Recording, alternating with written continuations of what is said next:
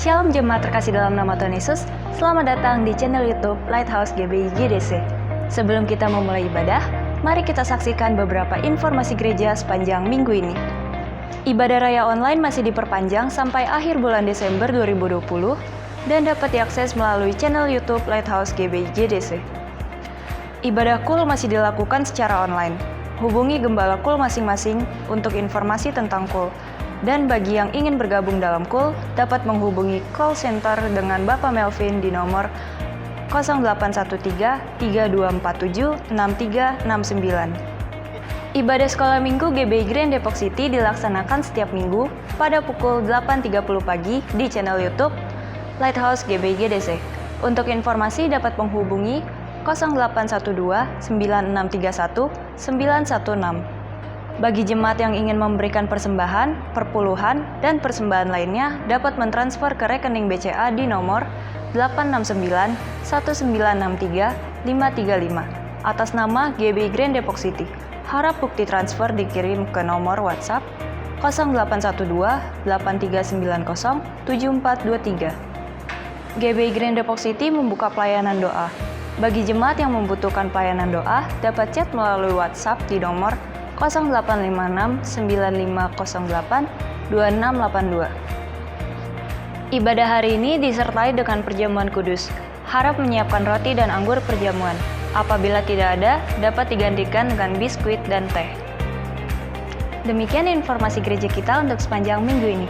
Mari kita siapkan hati kita untuk beribadah dengan sungguh-sungguh, agar setiap pujian dan penyembahan menjadi kekuatan baru bagi kita, dan kebenaran firman Tuhan menjadi rema dalam hidup kita. Selamat beribadah, Tuhan Yesus memberkati. Baik, shalom Bapak Ibu Saudara yang berada di rumah, dimanapun Bapak Ibu Saudara berada pada hari ini. Mari kita siapkan waktu untuk beribadah bersama dengan Tuhan, bertemu langsung dengan Tuhan, merasakan jamahan kasih-Nya.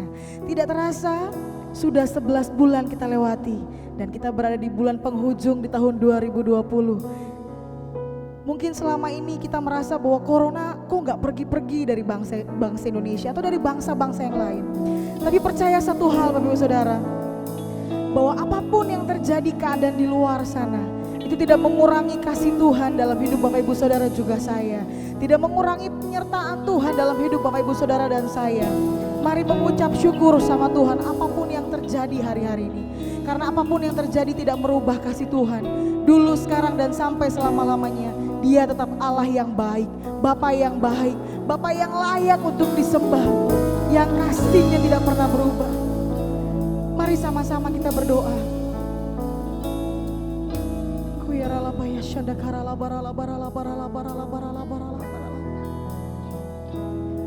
Terima kasih Tuhan Yesus. Terima kasih buat hari yang baru, buat nafas hidup yang baru Tuhan, buat kesehatan yang baru, buat semua permasalahan yang Tuhan izinkan terjadi dalam hidup kami. Kami cuma mau bilang kami bersyukur kami berjalan sama Tuhan. Kami gak berjalan sendirian. Terima kasih buat setiap persoalan, buat setiap berkat, buat setiap anugerah yang selalu Tuhan berikan dalam hidup kami. Itu membawa kami untuk hidup lebih intim lagi sama Tuhan. Jangan pernah lepaskan kami Tuhan Yesus. Jangan biarkan kami berjalan sendirian Tuhan. Tanpa Tuhan kami gak mampu berjalan lewati hidup ini Tuhan Yesus. Kuralabaya syanda karalabaralabaralabaralaba. Lawat setiap kami hari ini Tuhan. Sekalipun kami ibadah online hari ini, kami butuh jamahan-Mu Tuhan Yesus. Kami perlu lawatan-Mu. Kami mau Engkau pulihkan Tuhan. Terima kasih Bapa, terima kasih buat sesuatu yang besar yang sudah Tuhan siapkan dalam hidup kami. Haleluya. Terima kasih Tuhan Yesus.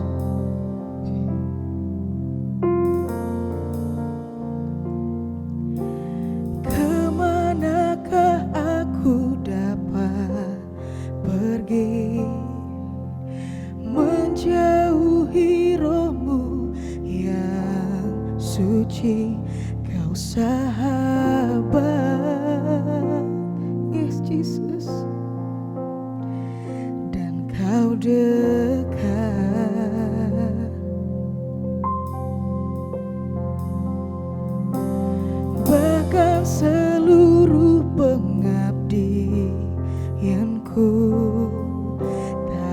bisa membalas kesetiaanmu, sungguh mulia dan berharga, sungguh besar pengorbananmu bagiku,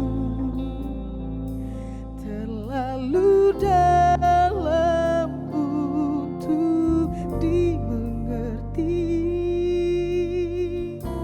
sungguh besar,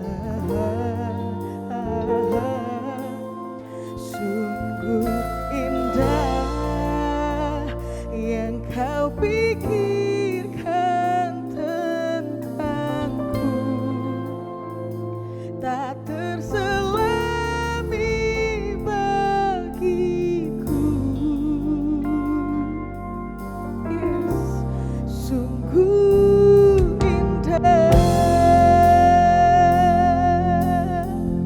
Terima kasih Tuhan. Mari jemaat Tuhan yang ada di rumah, bersama-sama kita katakan lagu ini dari awal. Thank you Jesus. Kemanakah aku dapat pergi, menjauhi rohmu yang suci, kau sahabat, yes, dan kau dekat. Terima kasih Tuhan. Bahkan seluruh pengabdianku tak bisa membalas kesetiaanmu, sungguh mulia, amin, dan berharga. Kau selalu besar, sungguh besar pengorbananmu bagiku, terlalu dalam untuk dimengerti, sungguh besar,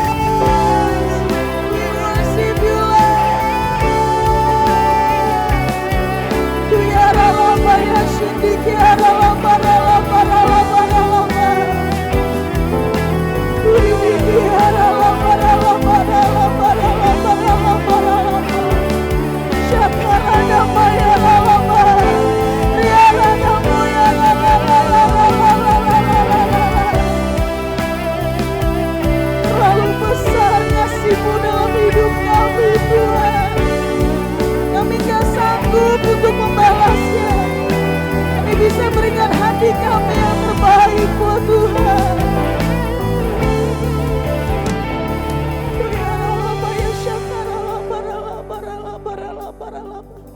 Mari sembah Tuhan.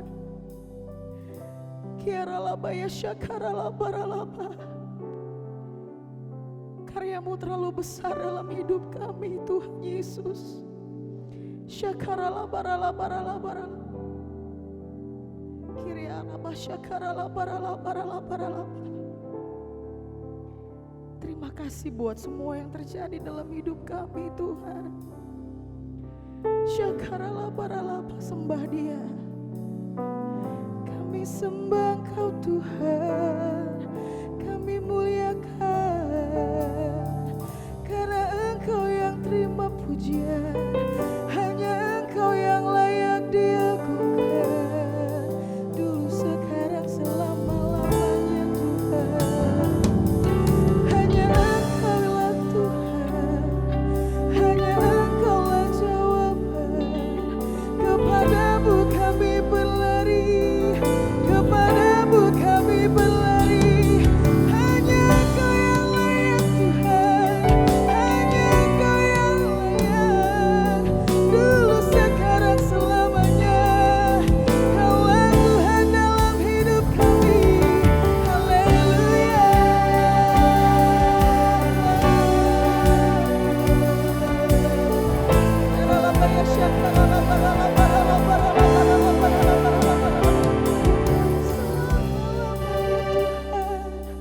Selama-lamanya Allah yang kasih-Nya tidak berkesudahan. Hanya bersama-Mu Tuhan, kami gak takut sendirian. Hanya bersama-Mu Allah, kami punya kekuatan yang baru. Hanya bersama-Mu Tuhan, kami tahu jawabannya. Hanya bersama-Mu Tuhan, pemulihannya terjadi. Kuasa-Mu yang sembuhkan, anugerah-Mu yang memulihkan. Terima kasih Tuhan, terima kasih Allah. Karya-Mu yang sempurna membuat gairah yang baru, sukacita yang baru Tuhan tercurah dalam hidup kami. Hanya karena anugerah-Mu kami sanggup jalani hidup ini. Hanya jalan bersama-Mu, kami gak akan goyah lagi Tuhan. Hanya bersama-Mu Allah, kami gak takut sendirian.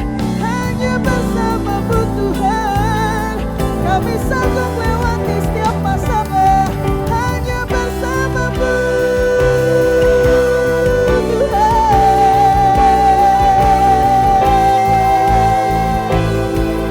Haleluya.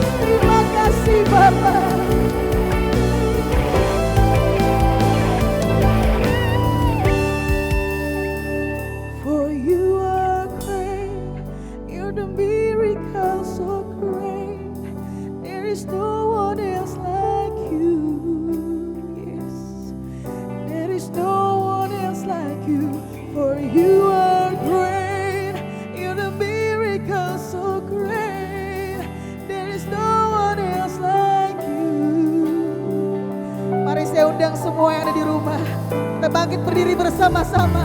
Kita mau bilang Dia yang terbesar. For you are great, you're the miracle so great. There is no one else like you. There is no one else like you. For you are great, you're the miracle so great. There is no one else like you. There is no one else like you. Sekali lagi bersama-sama. Sebab Kau besar, sebab Kau besar, perbuatanmu ajaib, tiada seperti Engkau. Amin. Sebab Kau besar, perbuatanmu ajaib, tiada seperti Engkau. Tiada seperti Engkau.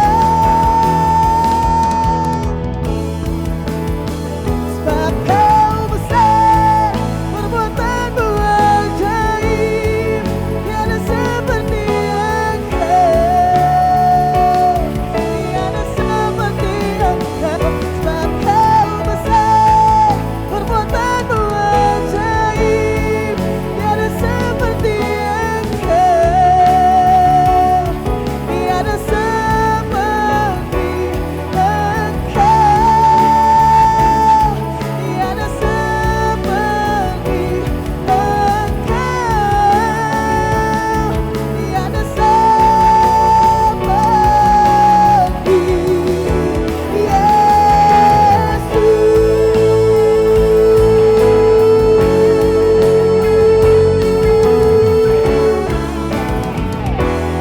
Berikan sorak-sorai kemuliaan. Haleluya. Haleluya.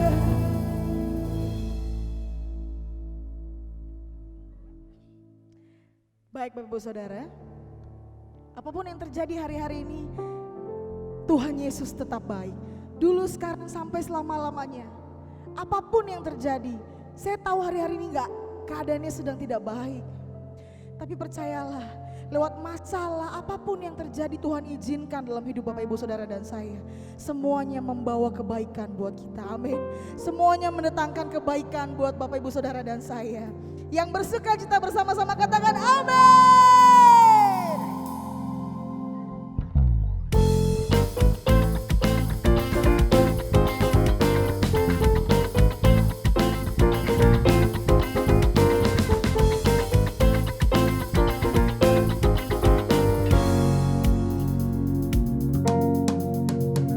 Ku tahu Allah turut bekerja di dalam segala perkara untuk mendatangkan kebaikan bagi yang mengasihi Dia. Saat lewati gunung dan lembah, ku takkan takut bahaya. Amin. Penyertaannya ku rasakan di sepanjang jalan hidupku.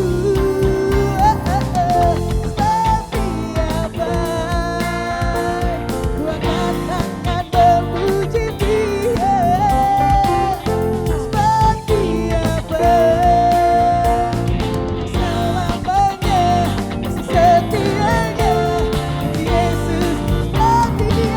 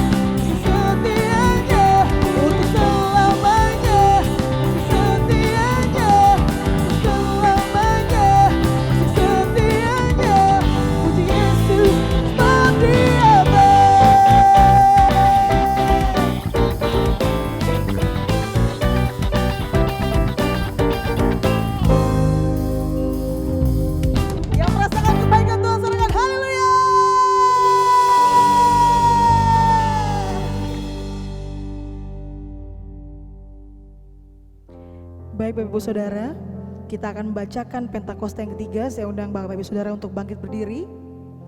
Apa yang dimaksudkan dengan Pentakosta ketiga? 1. Pentakosta ketiga adalah pencurahan Roh Kudus yang dahsyat di zaman now, melebihi yang terjadi di Asusastri. 2. Pentakosta ketiga akan mengakibatkan penuaian jiwa yang terbesar dan yang terakhir sebelum Tuhan Yesus datang kembali. Yang ketiga, Pentakosta ketiga akan membangkitkan generasi Yeremia, yaitu anak-anak muda yang dipenuhi Roh Kudus, cinta mati-matian kepada Tuhan Yesus, tidak kompromi terhadap dosa, dan akan bergerak untuk memenangkan jiwa. 4. Pentakosta ketiga lahir di Indonesia dan bergerak ke bangsa-bangsa. Gerakan ini dari timur ke barat dan akan kembali ke Yerusalem. 5. Pentakosta ketiga akan memberikan kuasa untuk menyelesaikan amanat agung, dan setelah itu Tuhan Yesus datang kembali. Amin. Shalom saudara, mari kami undang untuk bangkit berdiri dan kita berdoa bersafaat bersama-sama. Sikinalabalabalabalaba. Bapak, kami mengucap syukur buat pagi siang hari ini ya Bapak. Engkau sungguh baik dan Engkau teramat baik ya Tuhan. Buat pagi siang hari ini Bapak, Tuhan, sebelum kami mendengarkan firman-Mu Tuhan melalui hamba-Mu Bapak, kami bersatu hati, kami mau berdoa syafaat, kami mau menopang para hamba-hamba-Mu yang melayani-Mu Tuhan, para pemimpin-pemimpin kami Bapak. Oh Tuhan, saat ini mari saudara-saudara kami undang untuk bangkit berdiri dan kita mengangkat tangan untuk kita semua saling menopang para hamba-hamba Tuhan yang melayani Tuhan pagi siang hari ini. Bapak, kami mengangkat tangan kami berdoa buat oh Tuhan Gembala Pembina kami Bapak Insinyur Niko Nyoto Raharjo dan keempat wakilnya. Bahkan kami juga berdoa Tuhan buat Tuhan Gembala Rayon kami Bapak Insinyur oh Tuhan Yongki Topan Wijoyo dan kedua wakilnya. Bahkan kami juga berdoa buat setiap hamba-hamba-Mu. Oh Tuhan Yesus, Rayon 9 cabang ranting Tuhan. Oh Tuhan, saat ini kami menopang para pemimpin-pemimpin hamba-Mu ya Tuhan. Engkau luar biasa Tuhan, Engkau dahsyat, pakai semakin hari semakin luar biasa. Berkat-Mu Tuhan, sukacita-Mu, damai sejahtera-Mu, bahkan penjagaan-Mu sempurna atas hamba-hamba-Mu ini ya Bapak. Kami percaya Tuhan, Mazmur 91 kami lepaskan atas para hamba-hamba-Mu Tuhan Yesus. Kami mengucap syukur Tuhan, terima kasih kesehatan, kekuatan yang datangnya daripada-Mu turun para atas hamba-hamba-Mu ya Tuhan. Bahkan saat ini kami berdoa Tuhan buat bangsa kami, negara kami, kota kami, wilayah kami. Tuhan, kami berdoa buat presiden, wakil presiden, para aparat pemerintahan bangsa kami, bahkan Indonesia, Depok, bahkan wilayah kami, bahkan Grand Depok City. Kami bersatu hati, kami menopang Tuhan para hamba-hamba-Mu ini ya Bapak, para pemimpin-pemimpin bangsa kami. Kesehatan, kekuatan, hikmat, marifat, pewahyuan yang datangnya daripada-Mu turun atas para pemimpin-pemimpin bangsa kami. Bahkan kami berdoa Tuhan buat Indonesia Tuhan, Kau pulihkan, Kau sembuhkan sukacita-Mu, damai sejahtera-Mu atas bangsa kami, atas kota kami, atas wilayah kami. Bahkan kami berdoa buat TDRP Tuhan, melalui taman doa rumah pengorbanan ini Bapak. Engkau Tuhan ditinggikan dan diagungkan dan nama-Mu dimuliakan di tempat ini. Oh Tuhan, pemulihan terjadi atas kota bangsa kami, bahkan wilayah kami. Terima kasih Tuhan, Kau luar biasa Bapak. Kami juga mengucap syukur Tuhan buat hamba-Mu Tuhan, Gembala kami Bapak Bambang Sumarji dan Ibu Patresia, bahkan jemaat-Mu di Grand Depok City ini ya Bapak. Oh penjagaan-Mu sempurna, kasih-Mu sempurna, berkat-Mu sempurna. Bahkan kami juga berdoa buat hamba-hamba-Mu yang melayani-Mu, baik WL Singer Tuhan, pendoa syafaat, bahkan semua tim multimedia semuanya Tuhan. Oh guru-guru sekolah minggu semuanya aman dalam perlindungan-Mu yang sempurna. Berkat-Mu mengalir atas para hamba-hamba-Mu yang melayani saat ini. Bahkan juga Tuhan, kami berdoa buat hamba-Mu Tuhan Yesus yang akan menyampaikan isi hati-Mu. Kiranya Tuhan Kau memberkati berlimpah-limpah dengan hikmat, marifat, pewahyuan yang datang daripada-Mu. Penyertaan-Mu sempurna, kasih-Mu sempurna, dan biarlah Tuhan firman yang disampaikan tidak akan kembali sia-sia, tetapi melaksanakan apa yang menjadi kehendak dan rencana-Mu. Bahkan saat ini kami berdoa buat setiap hamba Tuhan Yesus, hamba-hamba-Mu Tuhan yang menyaksikan Tuhan ibadah online ini Bapak, di saat mendengarkan firman-Mu, di saat oh Tuhan Yesus melaksanakan Tuhan ibadah di rumah-rumah. Engkau hadir dalam rumah-rumah, Engkau menyembuhkan, Engkau memulihkan. Mukjizat kesembuhan yang kreatif terjadi atas hamba-hamba-Mu Tuhan, anak-anak-Mu Tuhan. Terima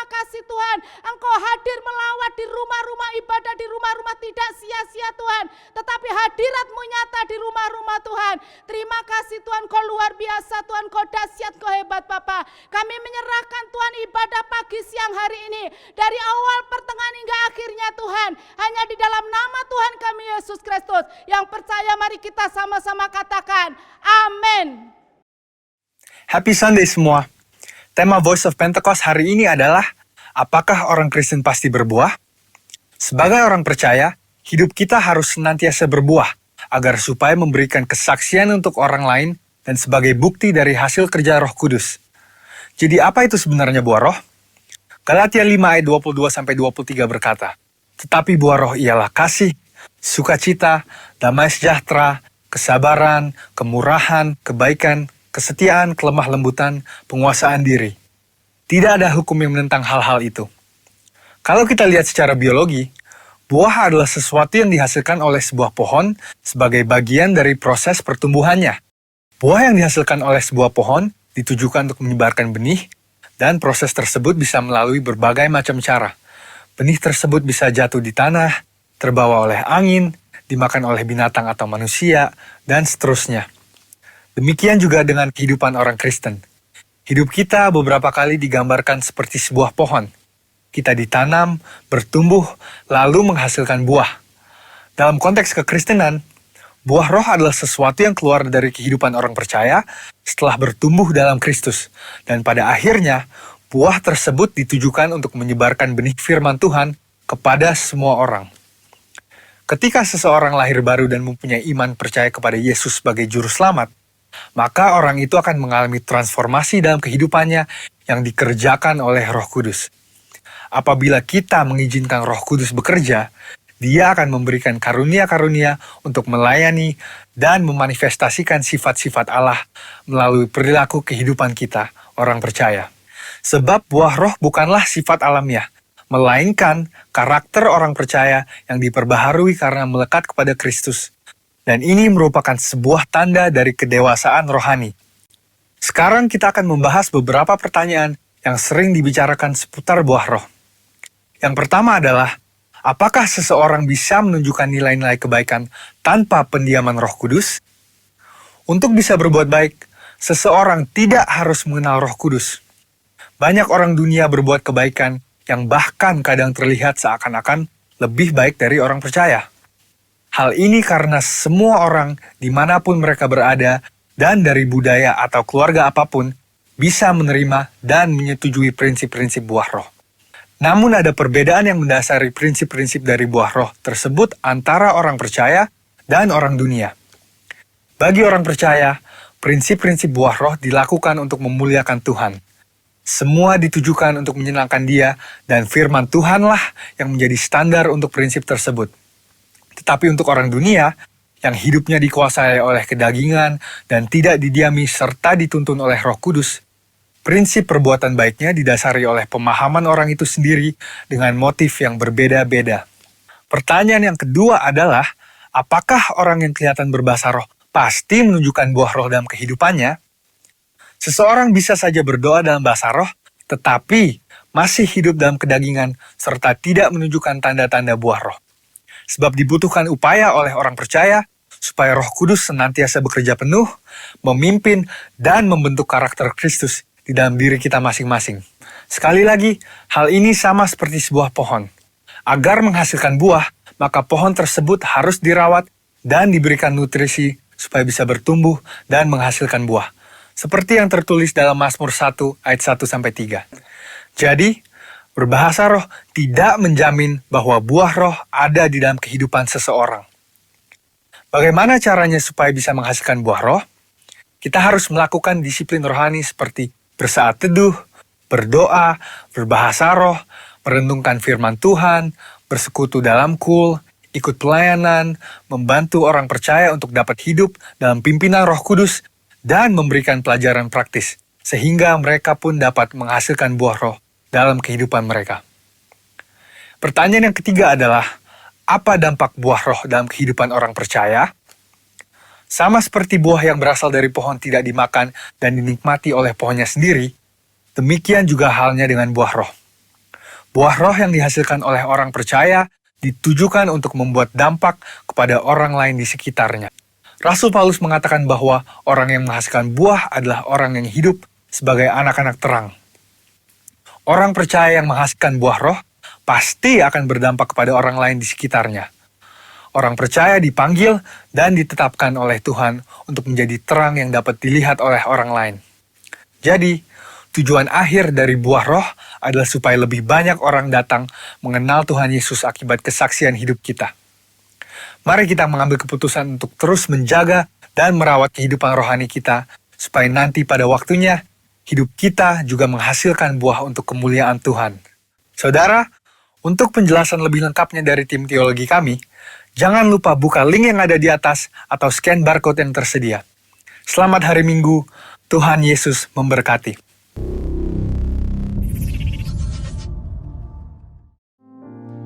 Mari kita siapkan hati untuk kita dengarkan firman Tuhan. Terima kasih Tuhan Yesus.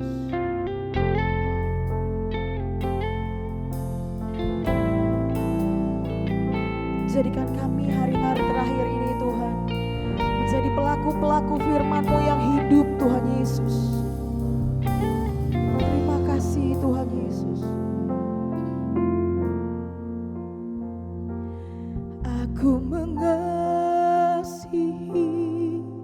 Engkau Yesus dengan segenap hatiku. Aku mengasihi Engkau Yesus dengan segenap jiwaku. Ku renungkan firman-Mu siang dan malam, ku pegang perintah-Mu dan ku lakukan. Engkau tahu ya Tuhan, tujuan hidupku hanyalah untuk menyenangkan hati-Mu.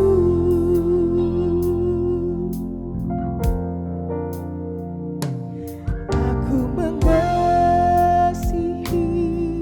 Engkau Yesus dengan segenap hatiku. Aku mengasihi Engkau Yesus dengan segenap jiwaku. Ku renungkan firman-Mu siang dan malam, ku pegang perintah-Mu dan ku lakukan. Engkau tahu ya Tuhan, tujuan hidupku hanyalah untuk menyenangkan hati-Mu. Mari bersama-sama arahkan tangan ke surga, bilang sama Tuhan. Ku renungkan firman-Mu siang dan malam, ku pegang perintah-Mu dan ku lakukan. Engkau tahu ya Tuhan, tujuan hidupku hanyalah untuk menyenangkan hati-Mu. Menyenangkan hati-Mu. Menyenangkan hati-Mu.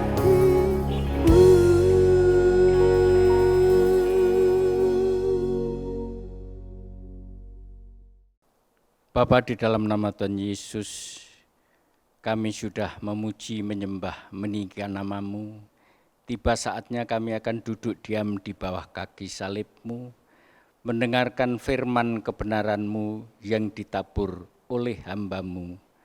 Tuhan, pada hari ini kami mengundang Kau hadir di tengah-tengah kami, bahkan Kau sendiri akan memimpin ibadah raya online pada hari ini. Kami percaya berkat pengurapan-Mu turun atas kami, sehingga hati kami menjadi tanah yang subur. Tuhan, firman yang ditabur jatuh, tumbuh, berkembang, berbuah-buah menjadi berkat bagi kami dan seluruh jemaat-Mu dan orang-orang yang mendengarkan ibadah ini. Terima kasih Bapa, terima kasih sehingga firman kebenaran-Mu menjadi tuntunan hidup kami. Hanya di dalam nama Tuhan Yesus, haleluya, amin. Shalom saudara-saudara yang dikasihi Tuhan Yesus Kristus. Saya percaya hari ini kita semua diberkati dan senantiasa bersukacita dalam Tuhan. Saya tahu kita masing-masing dan seluruh keluarga sudah siap beribadah, menyembah Raja di atas segala raja, secara online di rumah kita masing-masing atau dimanapun kita sedang berada. Hari ini kita sudah berada pada minggu pertama bulan Desember, bulan Natal. Mungkin pada awal bulan ini sudah ada yang merayakan Natal, meskipun ada yang secara online, ada yang sudah secara offline, dan live streaming.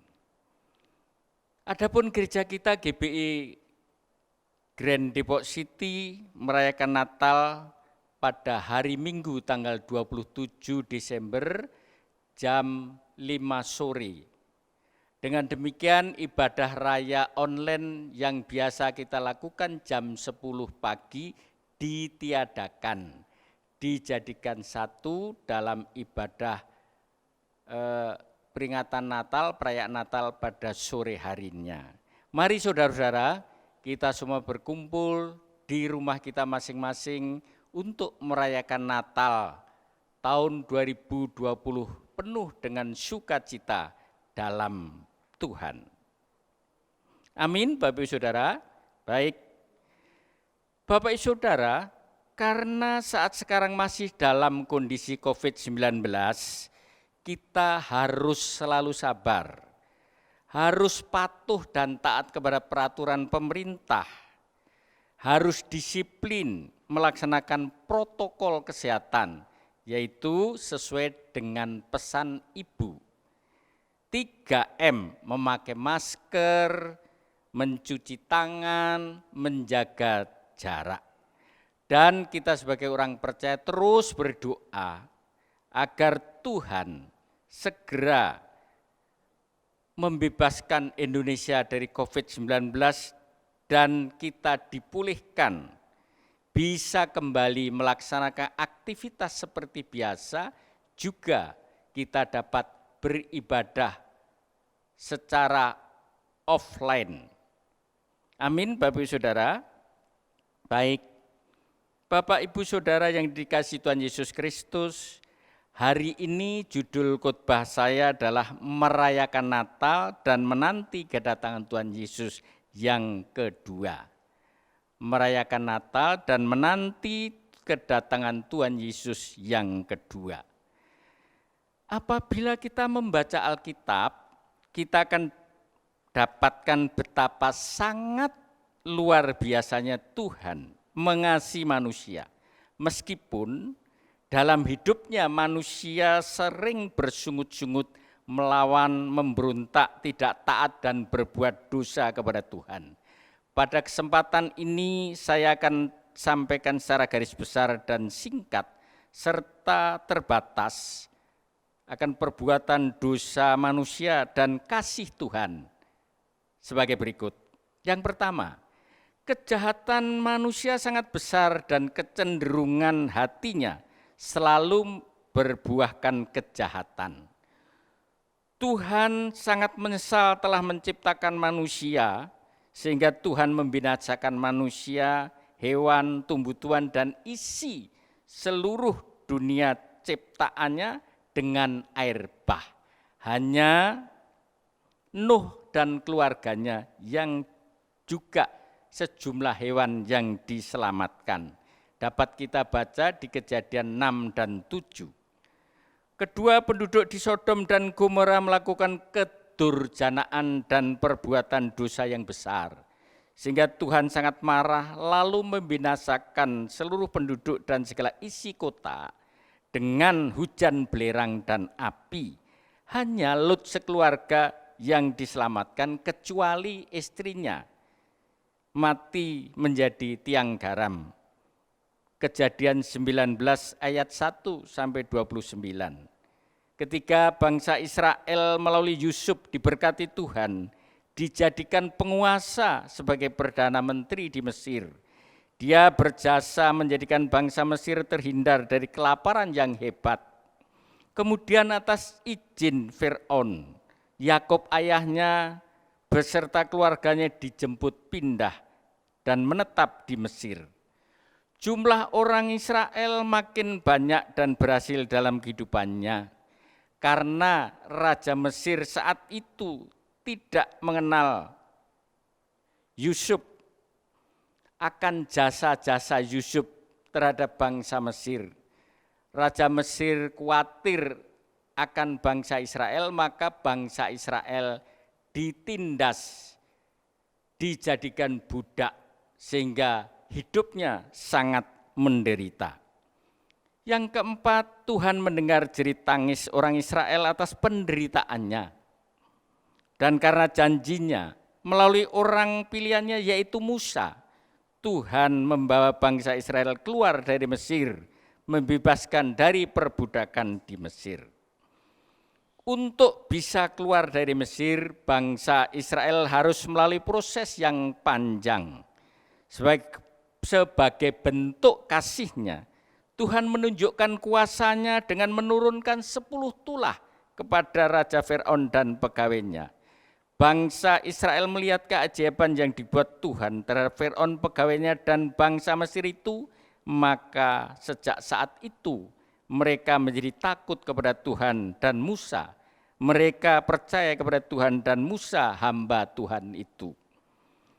Perjalanan bangsa Israel menuju tanah Kanaan, pertama-tama mereka menghadapi rintangan laut Tebrau yang membentang di depannya. Dan dari belakang dikejar Fir'aun beserta tentaranya.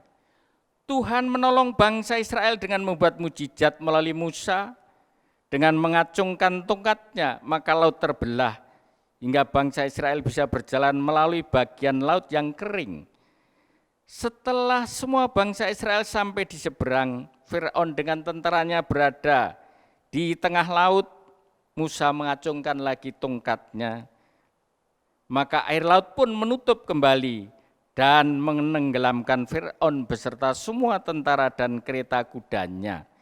Maka matilah mereka, semuanya tenggelam di laut.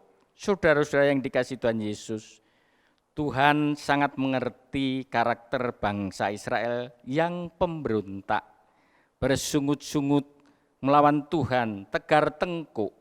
Apabila dalam menuju tanah Kanaan melalui rute jalan yang dekat, dalam waktu tidak terlalu lama mereka dapat segera sampai di Kanaan.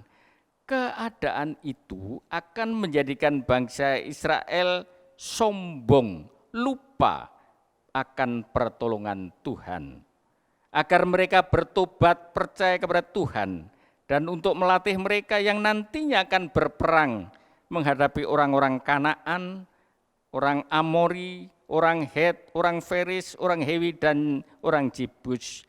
Maka Tuhan membawa mereka melalui rute jalan memutar, sehingga dalam waktu 40 tahun mereka baru sampai ke tanah Kanaan. Dan selama dalam perjalanan, mereka mengalami banyak peristiwa kejadian yang dirasakan sebagai penderitaan yang sebenarnya itu bukan, atau itu akibat dari perbuatan orang Israel sendiri yang memberontak melawan Tuhan.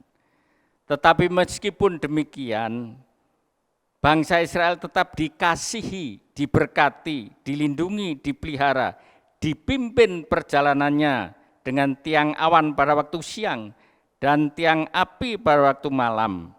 Demikian juga kasut dan pakaian yang mereka kenakan kuat bertahan dan tidak lapuk. Mereka juga dicukupkan semua kebutuhan air minum dan makanan. Setiap pagi diberikan roti mana, diberikan juga daging dengan mendatangkan burung puyuh dalam jumlah yang sangat banyak. Kasih dan berkat serta penyelamatan Tuhan yang sudah diterima tidak disadari oleh bangsa Israel. Mereka yang tadinya sudah menjadi takut dan percaya kepada Tuhan dan Musa hamba Tuhan itu, begitu menghadapi kesulitan, permasalahan, apalagi penderitaan, mereka menjadi bersungut-sungut melawan, memberontak, tegar tengkuk, bahkan mereka merasa ditipu, dibuat sengsara oleh Musa. Mereka merasa lebih enak tinggal di Mesir meskipun sebagai budak. Maka mereka ingin kembali ke Mesir. Hal itu dilakukan berulang kali. Bahkan pada waktu Musa naik ke Gunung Sinai untuk menerima 10 perintah Tuhan, mereka membuat patung anak lembu emas dan mereka sujud menyembahnya. Keluaran 32 ayat 1. Tuhan sangat marah lalu menghukum orang Israel yang berumur 20 tahun ke atas tidak diizinkan masuk ke tanah Kanaan, yang berarti mereka semua mati dalam perjalanan di padang gurun.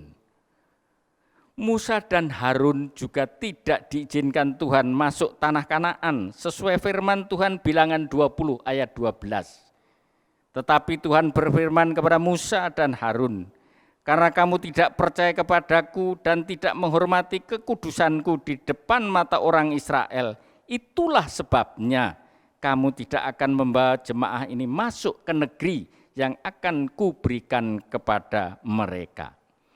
Adapun Harun mati di Gunung Hor, Bilangan 20 ayat 28. Sedangkan Musa mati di Gunung Nebo, tanah Moab, Ulangan 34 ayat 5. Sebagai pengganti Musa untuk memimpin orang Israel masuk tanah Kanaan, Tuhan memilih Yosua bin Nun. Yosua 1 ayat 2. Saudara-saudara yang dikasihi Tuhan Yesus, Tuhan selalu mengingatkan manusia melalui nabi-nabi dan orang pilihannya agar tidak memberontak, bersungut-sungut melawan Tuhan, melakukan perbuatan dosa untuk segera kembali kepada Tuhan. Tuhan tetap akan memberikan kasih penyelamatan, perlindungan, dan penyertaan, tetapi manusia tetap saja tegar tengkuk, tidak mendengarkan, apalagi melaksanakannya. Sebenarnya jauh sebelum dunia diciptakan, Allah telah berencana untuk mendatangkan seorang juru selamat dunia, dan semua orang akan percaya dan mengikut Dia. Kita dapat baca di 1 Petrus 1 ayat 18 sampai 20. Tuhan mengerti bahwa manusia butuh seorang penebus, juga manusia harus bebas dari dosa. Maka Dia mengutus putranya yang tunggal, supaya kita mendapat pengampunan dan menemukan kehidupan dan pengharapan baru di dalam Dia. Yohanes 3 ayat 16. Dalam kitab Perjanjian Lama, ada 12 ayat nubuatan tentang kelahiran Tuhan Yesus. Antara lain Yesaya 9 ayat 5 dan Yesaya 61 ayat 1. Yesaya 7 ayat 14, Mika 5 ayat 1, Hosea 11 ayat 1, Bilangan 24 ayat 17, Mazmur 72 ayat 10 sampai 11, Mazmur 72 ayat 9, Yeremia 31 ayat 15, Daniel 9 ayat 25 26, Yesaya 9 ayat 7, Yeremia 23 ayat 5, Yesaya 11 ayat 1, Ulangan 18 ayat 15. Dari sini dapat kita jadikan pelajaran bahwa Tuhan sangat mengasihi manusia, tetapi manusia belum bisa berhubungan langsung dengan Tuhan. Tuhan memilih dan menunjuk orang pilihannya untuk berkomunikasi dengan manusia. Seperti misalnya Musa, Abraham, Yosua, Iskak, Yakub, Daud, dan lain-lain. Bentuk kasih Tuhan adalah menyediakan, mencukupkan kebutuhan hidupnya dan juga berkat perlindungan serta penyertaan. Manusia tidak menyadari berkat kebaikan, perlindungan, penyertaan dan kasih Tuhan. Mereka tetap pada sifat memberontak, bersungut-sungut melawan Tuhan, tegar tengkuk meskipun sudah dibebaskan dari penderitaan, bahkan sudah melihat dan mengalami sendiri berkat mujizat Tuhan. Saudara-saudara yang dikasihi Tuhan Yesus Kristus, nubuatan tentang kelahiran Yesus digenapi. Melalui perawan Maria, Yesus dilahirkan. Yesus lahir di kandang domba, ditempatkan di sebuah palungan. Selanjutnya kelahiran Yesus disebut dengan Natal yang diperingati dan dirayakan oleh umat Kristiani seluruh dunia pada bulan Desember setiap tahunnya. Hanya sedikit yang tidak merayakan. Gereja kita juga percaya dan memperingati dengan melakukan ibadah perayaan Natal setiap tahunnya. Ada bermacam-macam respon terhadap kelahiran Yesus. Sebagian besar bangsa Israel tidak percaya kelahiran Mesias. Para gembala di padang atas pemberitahuan malaikat, mereka percaya lalu pergi ke Bethlehem, memuji dan memuliakannya. Orang Majus atau orang bijak, raja-raja dari timur, dari kerajaan Media percaya, datang ke Yerusalem, selanjutnya ke Bethlehem dengan petunjuk bintang, mencari raja orang Yahudi yang baru lahir untuk menyembah, serta memberikan persembahan berupa emas, kemenyan, dan mur. Raja Herodes sangat khawatir akan tahtanya. Ia berusaha mencari raja orang Yahudi yang baru lahir untuk membunuhnya. Adapun respon kita terhadap kelahiran Yesus, sebagai orang yang percaya kepada Yesus sebagai Tuhan dan Juru Selamat, Raja di atas segala raja, kita menyambut dengan penuh sukacita dan rasa syukur dengan melaksanakan ibadah dan perayaan. Namun tidak fokus pada perayaannya, pestanya, tetapi kita fokus pada ibadahnya, memuji, menyembah dan bersyukur kepada Allah Bapa yang telah memberikan anaknya yang tunggal kepada kita. Karena sesuai misi kehadirannya di dunia, kita akan diselamatkan dari perbuatan dosa melalui firman yang diajarkan kepada kita sebagai tuntunan dan pedoman hidup manusia dalam bentuk hukum kasih yang terdapat dalam Lukas 10 ayat 27. Kasihlah Tuhan Allahmu dengan segenap hatimu dan dengan segenap jiwamu dan dengan segenap kekuatanmu dan dengan segenap akal budimu, dan kasihilah sesamamu manusia seperti dirimu sendiri.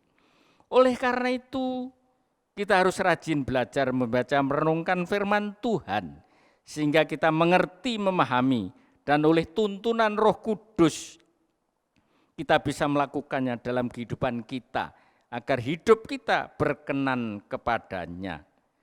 Saudara-saudara yang dikasihi Tuhan Yesus Kristus, Tuhan Yesus mengajar, memberitakan firman Tuhan tidak lama, hanya lebih kurang 3,5 tahun, dengan membuat mujizat-mujizat, menyembuhkan orang sakit, membebaskan orang yang kerasukan setan, membangkitkan orang mati, dibantu oleh 12 orang murid yang dipilihnya, diambil dari berbagai macam latar belakang. Ada nelayan, dokter, pemungut cukai, dan lain sebagainya.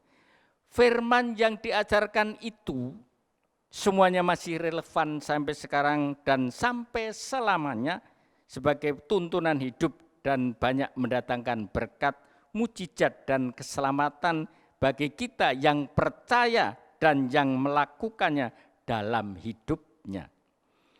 Dalam mengajar memberitakan firman, Tuhan banyak mengalami ancaman, tantangan, hambatan, gangguan, pencobaan, dan usaha pembunuhan dari tokoh-tokoh agama, imam-imam, dan orang-orang Yahudi yang tidak percaya kepadanya. Usaha pembunuhan itu terus dilakukan dengan cara mencari-cari kesalahannya, terutama dengan alasan Yesus mengajar firman dan menyembuhkan orang pada hari Sabat. Menurut mereka itu tidak boleh dilakukan. Namun demikian, Yesus terus tetap mengajar, memberitakan firman. Dalam mengajar, Yesus sering menggunakan perumpamaan, dan di samping itu dia juga sudah tahu bahwa dia akan mengalami penderitaan, dan dia 4 kali memberitahukan kepada para murid-muridnya tentang hal itu. Hal itu dapat kita peroleh dalam Matius 16 ayat 21, 17 ayat 22, 20 ayat 18, 19, dan 26 ayat 2.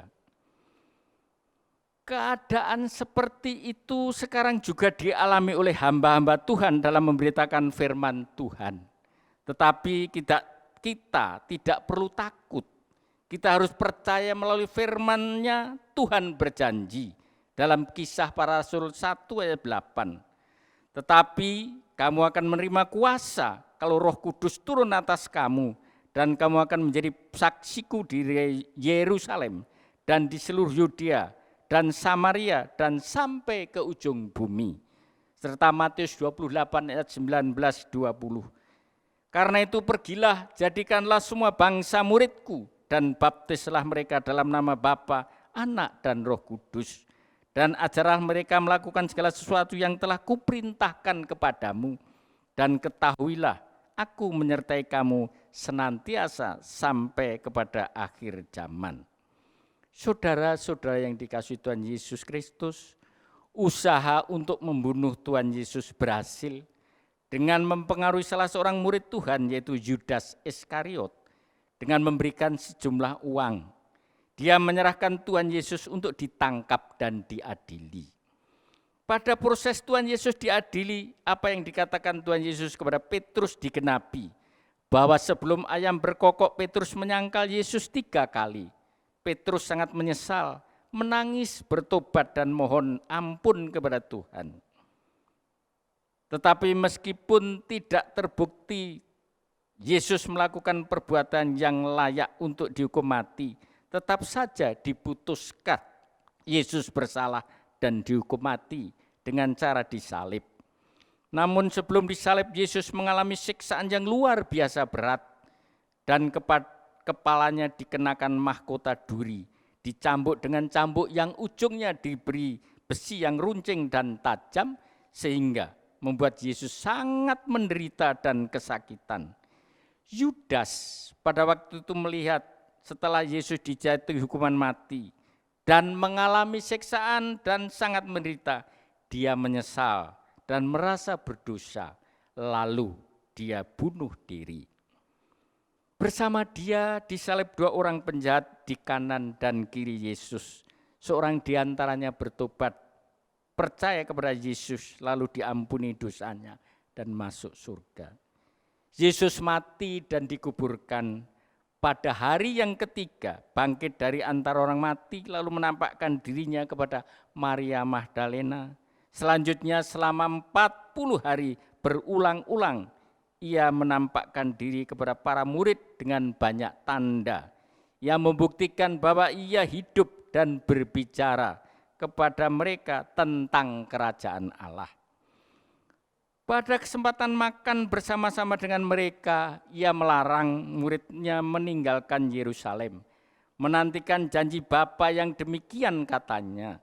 Telah kamu dengar daripadaku, sebab Yohanes membaptis dengan air, tetapi tidak lama lagi kamu dibaptis dengan Roh Kudus. Kisah Para Rasul 1 ayat 4 dan 5. Selanjutnya terangkatlah dia dengan disaksikan oleh para murid, dan awan menutupnya dari pandangan mereka. Ketika mereka sedang menatap ke langit, waktu ia naik, tiba-tiba berdiri 2 orang berpakaian putih dekat mereka dan berkata, "Hai orang-orang Galilea, mengapakah kamu berdiri melihat ke langit? Yesus ini yang terangkat ke surga, meninggalkan kamu, akan datang kembali dengan cara yang sama seperti kamu melihat dia naik ke surga." Kisah Para Rasul 1 ayat 9-11. Sebelum Yesus naik ke surga, dia berjanji akan memberikan seorang penolong yang lain, supaya menyertai kita selama-lamanya, yaitu Roh kebenaran. Yohanes 16 ayat 16 sampai Yohanes 14 ayat 16 sampai 17. Saudara-saudara yang dikasihi Tuhan Yesus sudah berada di surga, duduk di sebelah kanan Allah Bapa, dan mengatakan bahwa di rumah Bapa banyak tempat dan Dia menyediakan tempat bagi kita.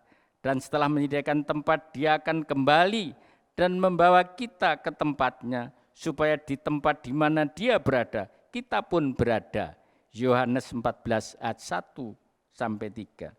Selanjutnya untuk memberitakan firman Tuhan sesuai perintah Tuhan Yesus kepada para murid yang dikenal dengan amanat agung. Matius 28 ayat 19 menjadi tugas tanggung jawab para murid, dan zaman sekarang adalah tugas kita untuk melaksanakan, memberitakan firman Tuhan. Sesuai visi dari gembala pembina kita adalah kegerakan 5 generasi. Dalam era Pentakosta ketiga ini, kita harus unity dan lebih bersemangat lagi di dalam memberitakan firman Tuhan. Dan juga kita percaya akan terjadi pencurahan Roh Kudus yang luar biasa dan terjadi penuaian jiwa yang terbesar dan terakhir sebelum kedatangan Tuhan Yesus yang kedua. Kita semua sedang menantikan kedatangan Tuhan Yesus yang kedua. Tidak ada yang tahu kapan waktunya. Anak pun tidak tahu kecuali Bapa. Tuhan sungguh luar biasa. Meskipun tidak memberitahukan kapan waktu kedatangan Tuhan.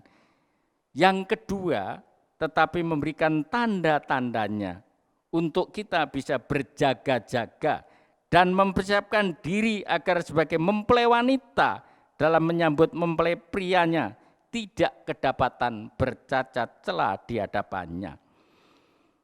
Sudah banyak tuntunan, arahan, nasihat, bimbingan yang sudah diberikan oleh pemimpin-pemimpin rohani kita, orang-orang pilihan Tuhan berdasarkan visi yang diterima dari Tuhan dalam mempersiapkan diri berjaga-jaga menyambut kedatangan Tuhan Yesus yang kedua.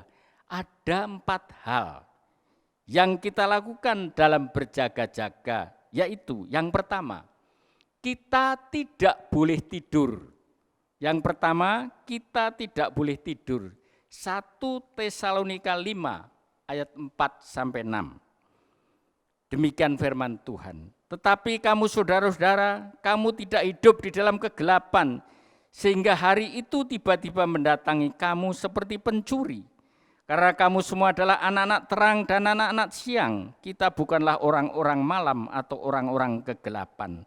Sebab itu baiklah jangan kita tidur seperti orang-orang lain, tetapi berjaga-jaga dan sadar. Artinya kita anak-anak terang yang tidak hidup dalam kegelapan, dengan mentaati firman Tuhan dan menjadikan pedoman hidup kita, serta melakukannya dalam hidup kita. Oleh karena itu kita jangan meninggalkan persekutuan, rajin berdoa, memuji menyembah Tuhan dan membaca serta merenungkan firman Tuhan, saling menasihati, mendoakan, menguatkan, karena iblis semakin berusaha untuk menjatuhkan anak-anak Tuhan. Ingat, kita jangan lengah, musuh kita bukan darah dan daging, tapi pemerintah-pemerintah dan penguasa-penguasa, penghulu-penghulu dunia, roh-roh jahat di udara. Kita harus sungguh-sungguh dalam Tuhan. Yang kedua, bersungguh-sungguh mempersiapkan hidup kita. Yang kedua, bersungguh-sungguh mempersiapkan hidup kita. Matius 25 ayat 5.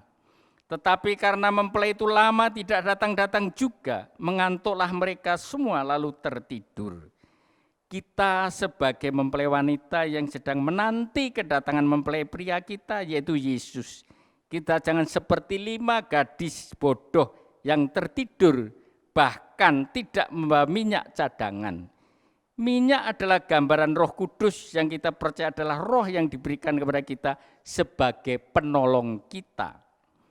Dan kita harus menyadari bahwa tubuh kita adalah bait Roh Kudus, maka pikiran kita hanya memikirkan perkara-perkara yang di atas, sehingga timbul pikiran-pikiran untuk berbuat baik sesuai pikiran dan perasaan Yesus.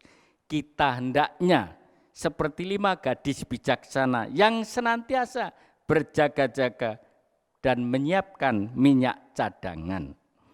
Yang ketiga, waspada terhadap sifat tamak. waspada terhadap sifat tamak. Lukas 12 ayat 15. Katanya lagi kepada mereka, berjaga-jagalah dan waspadalah terhadap ketamakan, sebab walaupun seorang berlimpah-limpah hartanya, hidupnya tidaklah tergantung daripada kekayaannya itu. Kita harus waspada, berjaga-jaga terhadap ketamakan. Tamak itu sifat yang hanya berpikir tentang harta, kekayaan, dan uang. Kita boleh kaya, itu tidak salah dan tidak berdosa. Tapi kalau kita mempunyai sifat tamak, itu tidak boleh. Itu berdosa. Contohnya Abraham dan Iskak, mereka kaya. Oleh karena itu kita harus memiliki sifat hati yang benar. Kita diberkati adalah menjadi saluran berkat. Seperti Iskak, dalam masa kelaparan banyak menabur sehingga diberkati semakin kaya. Mari saudara-saudara kita sungguh-sungguh melakukan firman Tuhan dalam hidup kita, biar berkat yang kita terima sebagian untuk kita makan dan sebagian kita jadikan benih untuk kita tabur, biar berkembang, berbuah-buah, makin berlimpah. Yang keempat, waspada terhadap ajaran sesat. Waspada terhadap ajaran sesat. Matius 7 ayat 15. Waspadalah terhadap nabi-nabi palsu yang datang kepadamu dengan menyamar seperti domba, tetapi sesungguhnya mereka adalah serigala yang buas. Kita harus hati-hati terhadap ajaran sesat. Akhir-akhir ini banyak ajaran yang kelihatannya benar, tapi tidak sesuai dengan firman Tuhan. Boleh kita mengikuti pelatihan oleh motivator, tetapi pola pikir kita jangan sampai terpengaruh dan terbawa bahwa keberhasilan yang kita peroleh adalah dari kepandaian dan kemampuan pikiran kita, sehingga kita menjadi orang yang mengandalkan kemampuan diri sendiri, tidak mengandalkan Tuhan. Padahal kita harus sadar bahwa apa yang ada pada kita, apa yang dapat kita capai, itu semua berkat dan kasih pertolongan dari Tuhan. Saudara-saudara yang dikasihi Tuhan Yesus Kristus, pada dasarnya manusia sejak semula adalah makhluk yang berdosa. Tidak layak sebenarnya di hadapan Tuhan. Tetapi Tuhan sangat mengasihi, selalu mengampuni dan memberi kesempatan untuk kembali bertobat. Tuhan tetap ingin menyelamatkan manusia dari hukuman dosa dengan mengutus anaknya yang tunggal turun ke bumi, yaitu Yesus Kristus yang lahir dari perawan Maria, yang selanjutnya disebut Natal, yang diperingati oleh orang Kristen seluruh dunia pada bulan Desember setiap tahunnya. Hanya sedikit yang tidak percaya tentang kelahiran Tuhan Yesus telah dinubuatkan dalam Alkitab Perjanjian Lama, ada 12 ayat. Untuk menebus dosa manusia, Tuhan Yesus rela mengorbankan dirinya, mati di kayu salib, pada hari ketiga bangkit dari antara orang mati dan naik ke surga, dengan disaksikan oleh para murid dan berjanji akan datang kembali untuk menjemput pengantin wanitanya, kita orang yang percaya, dengan disaksikan para murid seperti pada waktu dia naik ke surga. Meskipun kita tidak tahu kapan waktu kedatangan Tuhan Yesus yang kedua, saat ini kita sedang menantikannya dan berjaga-jaga. Ada 4 hal yang kita lakukan, yaitu kita tidak boleh tidur, bersungguh-sungguh mempersiapkan hidup kita, waspada terhadap sifat tamak, dan hati-hati terhadap ajaran sesat. Demikian firman Tuhan pada hari ini. Kiranya dapat menjadi berkat bagi kita semua. Amin. Tuhan Yesus memberkati. Bapa, di dalam nama Tuhan Yesus, terima kasih atas pimpinan-Mu, penyertaan-Mu. Kami sudah mendengarkan pesan-pesan kebenaran-Mu. Hendaknya Tuhan, kami senantiasa mengingat akan pesan-pesan-Mu dan hanya fokus kepadamu dalam hidup kami. Apalagi Tuhan, Engkau telah memberikan anak-Mu yang tunggal untuk menebus dosa-dosa kami. Dan juga sebentar lagi, entah kapan waktunya, Tuhan Yesus akan datang kembali ke dunia ini untuk menjemput pengantin wanitanya, yaitu kami semua orang-orang yang percaya. Terima kasih Tuhan, terima kasih Tuhan Yesus, terima kasih Roh Kudus. Hanya di dalam nama Tuhan Yesus, haleluya, amin. Saudara-saudara yang dikasihi Tuhan Yesus Kristus, kita akan masuk perjamuan kudus. Oleh karena itu mari kita siapkan hati kita untuk masuk dalam perjamuan kudus. Kita berdoa.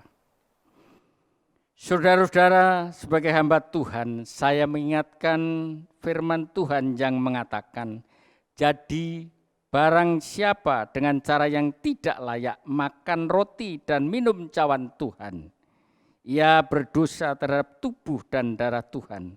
Karena itu hendaklah tiap-tiap orang menguji dirinya sendiri, dan baru sudah itu ia makan dan minum dari cawan ini.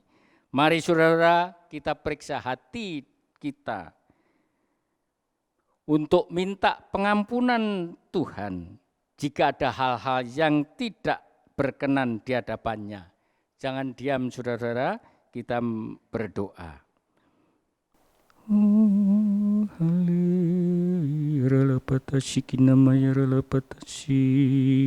Ampuni kami Tuhan, periksa hati kami agar kami layak masuk dalam perjamuan kudus-Mu.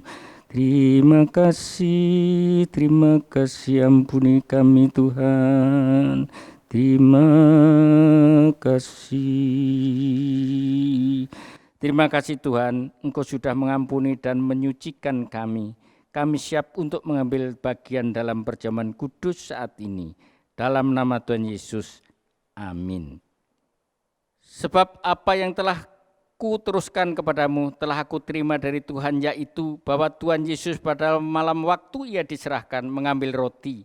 Mari kita angkat roti kita, dan sesudah itu ia mengucap syukur atasnya. Ia memecah-mecahkannya dan berkata, inilah tubuhku yang diserahkan bagi kamu, perbuatlah ini menjadi peringatan akan aku. Bukankah roti yang atasnya kita mengucap syukur adalah persekutuan dengan tubuh Kristus? Mari kita makan dalam nama Tuhan Yesus. Demikian juga ia mengambil cawan, sesudah makan, mari kita angkat cawan kita. Cawan ini adalah perjanjian baru yang dimeteraikan oleh darahku. Buatlah ini setiap kali kamu meminumnya menjadi peringatan akan aku. Sebab setiap kali kamu makan roti dan minum cawan ini, kamu memberitakan kematian Tuhan sampai ia datang. Bukankah cawan yang atasnya kita mengucap syukur adalah persekutuan dengan darah Kristus? Mari kita minum dalam nama Tuhan Yesus.